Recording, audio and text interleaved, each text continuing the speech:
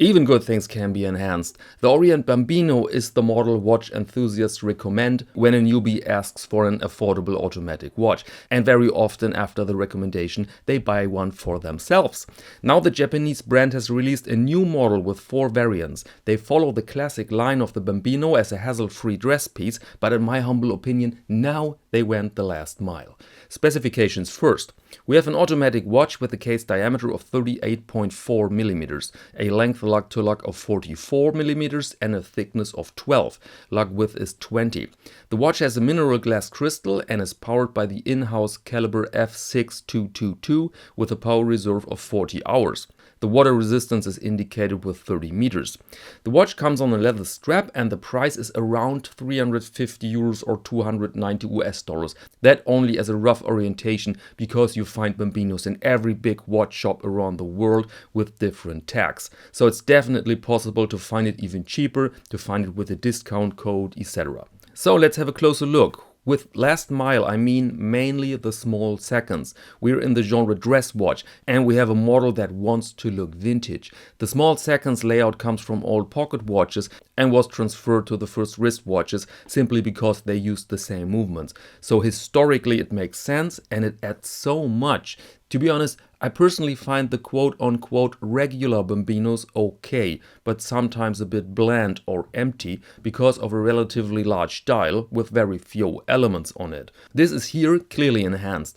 Of course, we could debate the size of the subdial, that brings it very close to the main hands, and we could argue about the cut-out numeral there, but to be honest, there is not that one standard for these elements. It's a matter of taste, exactly like that white date wheel over there.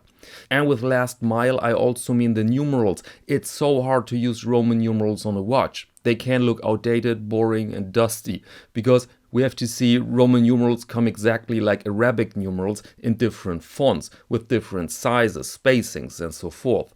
Here they do look classy, upright, cool in this reduced form, in a moderate size and that radial alignment. Also very classy is the minute track. And look at the numerals there, sweet, there you have the connection to vintage fonts. The case itself is reduced from 41 to 38.4 millimeters, which I consider also as a good decision. Many people enjoy large dress watches, but I think the new diameter does more justice to this design.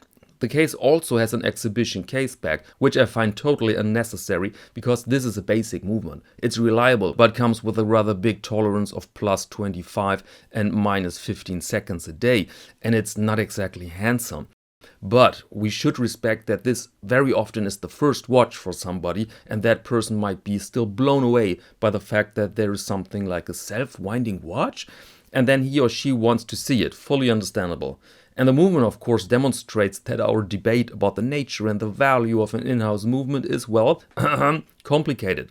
But of course we find some cost cuttings here. First, note, these hands are not thermally blued, this is blue paint.